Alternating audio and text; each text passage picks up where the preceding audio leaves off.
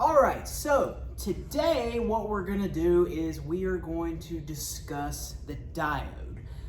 Most importantly, it's the general purpose diode, which is mainly going to be made of silicon. Not to be confused with silicone, which is a rubber type material. This is silicon. All right, so you may have saw that term in the PowerPoint that I posted earlier this week. So that PowerPoint was just to get you guys familiar with some of the terminology that we're going to be dropping. Let's go ahead and get started, okay? So first, what we want to discuss is just kind of a breakdown of the diode, okay? So in the PowerPoint, we talked about doping, so purposely adding impurities to a substance to kind of change its features, okay? So looking at the diode, so first of all, we need to get familiar with the schematic symbol for the diode, okay? So the schematic symbol for the diode is this guy right here. So there is two main pieces to a diode, and that is what we call the anode and the cathode, okay? So the anode and the cathode is very, very important to know the difference between the two in the diode world. Because if you don't, the diode will not conduct or operate as it's supposed to. So on the schematic symbol, this is always going to be your anode side, and this is always going to be your cathode side. So whenever you look at an actual diode, the actual component you're holding in your hand, the cathode end is always going to be the end of the diode that has a stripe on it. It'll be some color stripe. Most of your general purpose diodes are black and they have a silver stripe. So the end with that silver stripe indicates that is the cathode.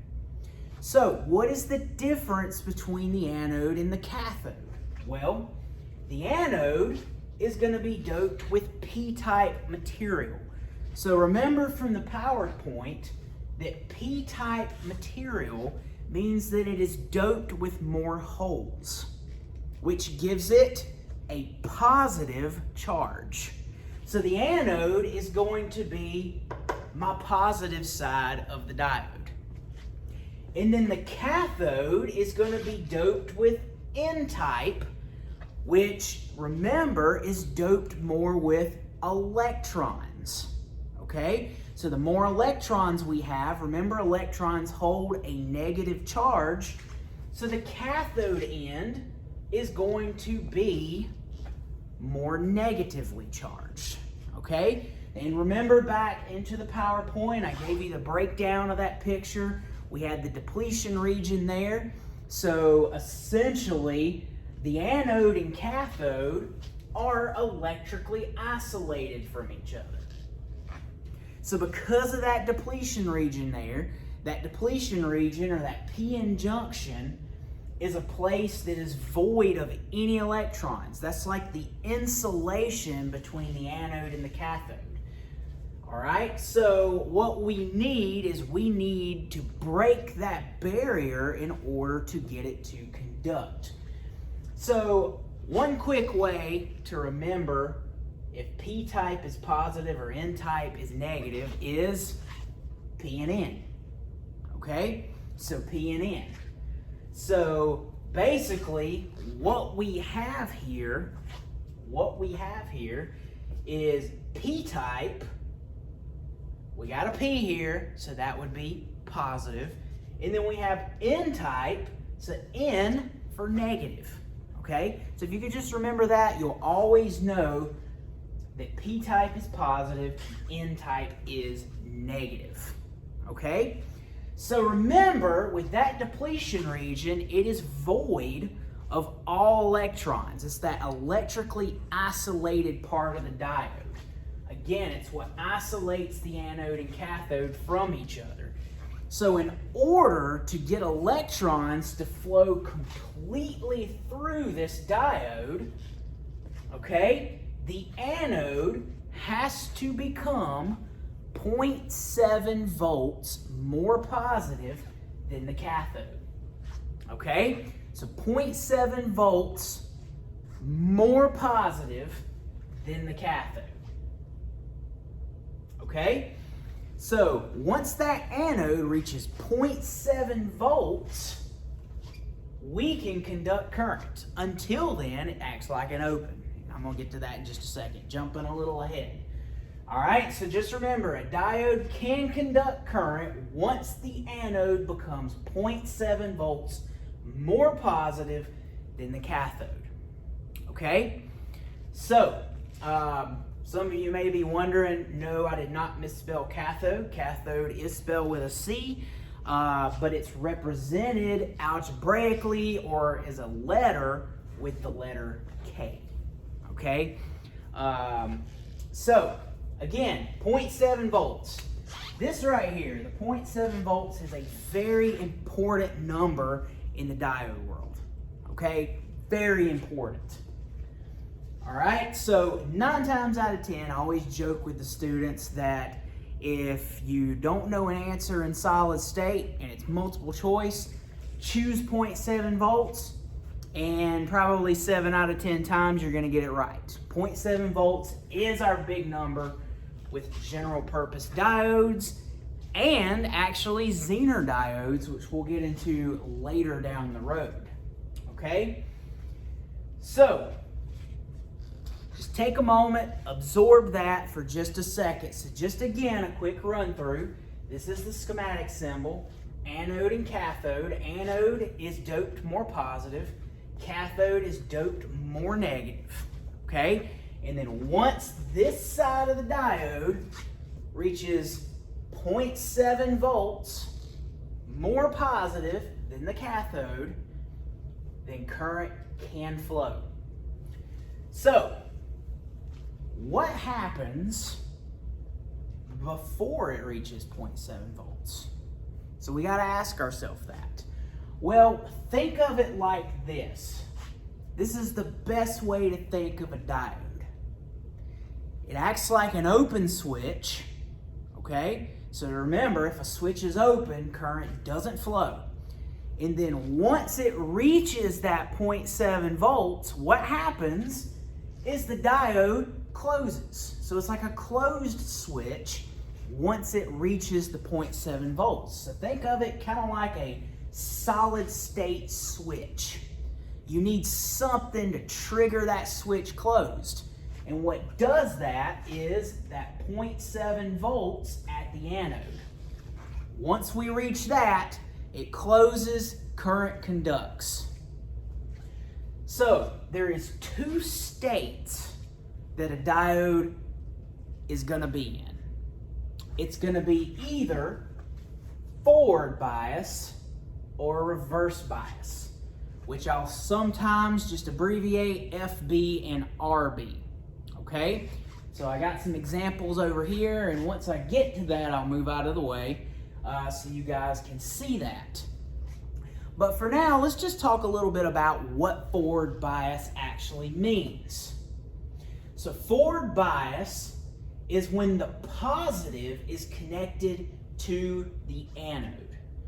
So if the positive of your power supply is connected to the anode, then it will be forward bias. So once 0.7 volts is reached, the diode locks at 0.7 volts and conducts current. So if we are in forward bias, once we reach 0.7 volts, then the diode closes, so it's like the switch closes, all right?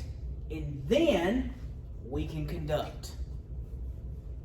It's kind of like the diode, before it reaches 0.7 volts, is like a light switch that is off.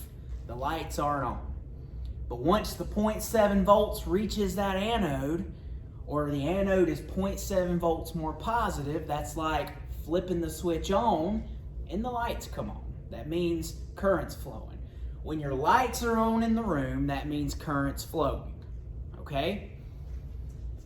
So, what happens prior to it reaching 0.7 volts? Well, right here. The diode acts like an open.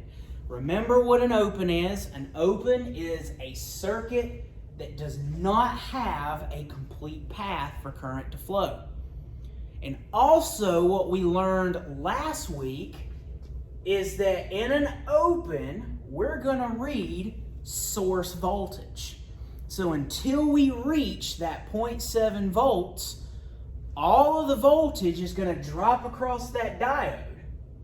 And any other component isn't going to get anything. Okay? Because current can't flow. So we're going to read source voltage across that diode until we reach 0.7 volts. And then once we do, she locks at 0.7, and then the rest of the voltage is at whatever component you have, a resistor or so forth. Okay? So forward bias again is positive is connected to the anode. Once it reaches 0.7 volts, switch closes or the diode closes, and we conduct current. Okay? It's pretty straightforward there. All right? Again, just remember that gold number right here, 0.7 volts. So now we got what we call reverse bias. So when a diode is in reverse bias, that means that the negative is going to ultimately be connected to the anode. So what does that mean? That means that therefore the anode can never be 0.7 volts more positive than the cathode, because the negative is connected directly to the anode. So that means your negative is right here now, and your positive is here. So we can't be 0.7 volts more positive now. So what does that mean? That means that current will never conduct. That diode is going to block current no matter how much voltage you give it. So no matter how much voltage you give it, this will never be 0.7 volts more positive because it's connected to the negative. So it acts like an open the whole time.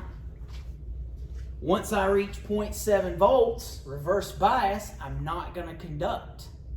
Okay? So I'm not going to conduct. So I'm going to read source voltage no matter what I apply to it. If I apply 100 volts to the diode, which more than likely destroy a general purpose diode. So it doesn't matter what the voltage is, if it's in reverse bias, all the voltage is going to drop on the diode, and whatever components you have in the circuit are going to be nothing, zero, because current's not flowing through them. Okay? So, hopefully that makes sense. Okay? If it doesn't, please let me know. I really can't break it down any further than that.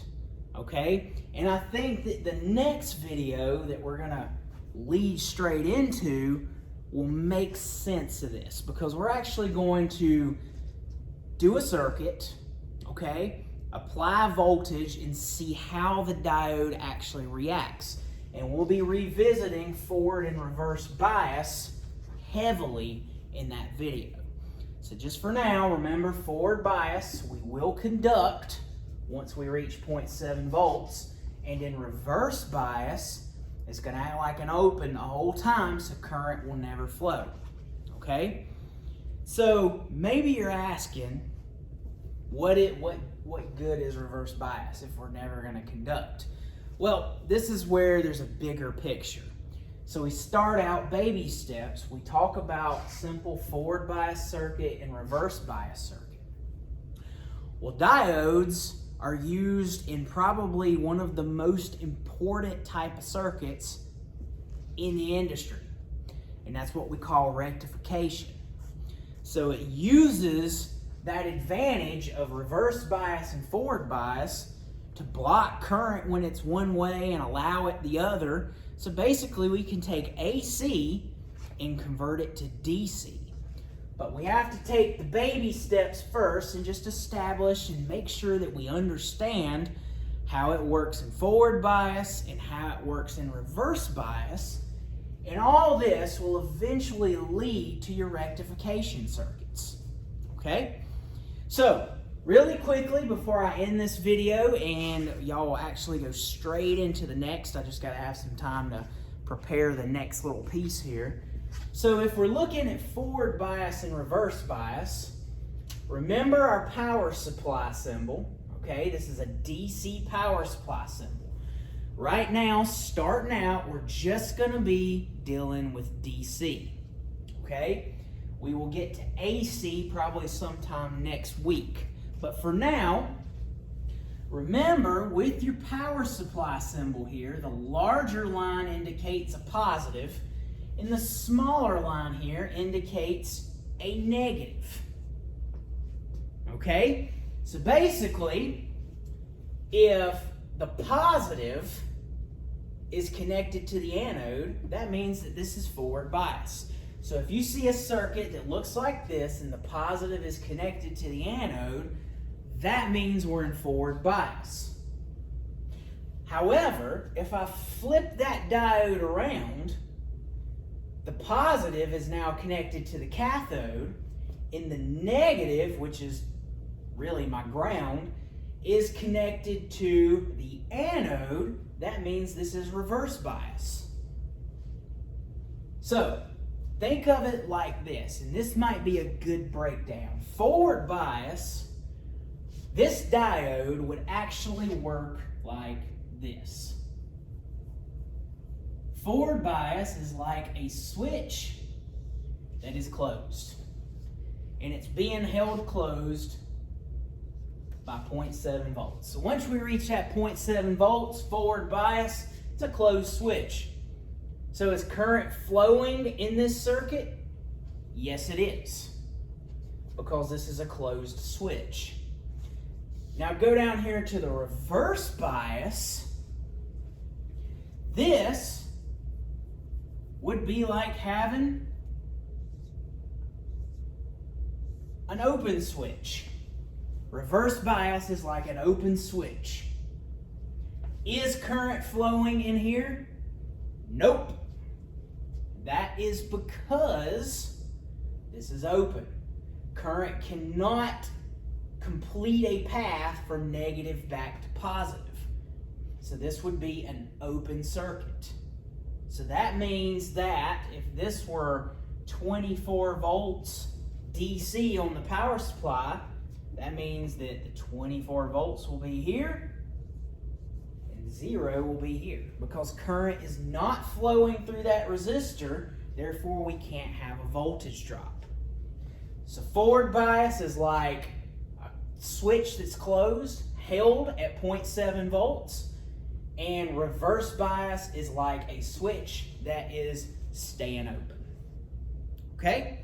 So I hope that made sense to you. Again, if you have any questions, please reach out. Remember, on Tuesday and Thursdays from 2 to 4, I have office time, so you can Skype in, Google Hangout, Zoom, whatever.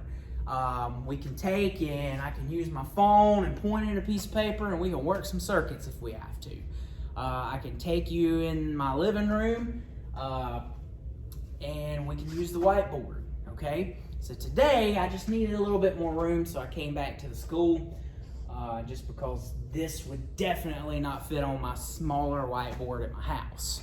So, all right, so that's it for this particular lesson. So I'm going to continue